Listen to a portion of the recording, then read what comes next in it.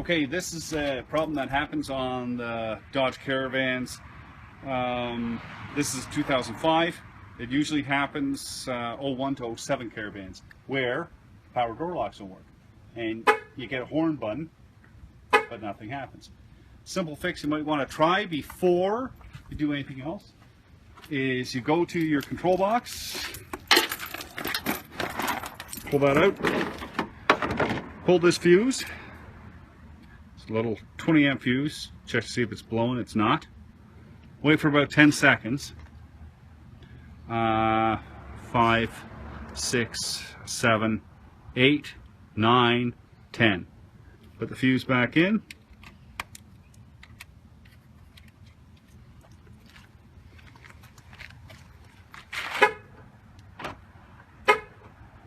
Locks work.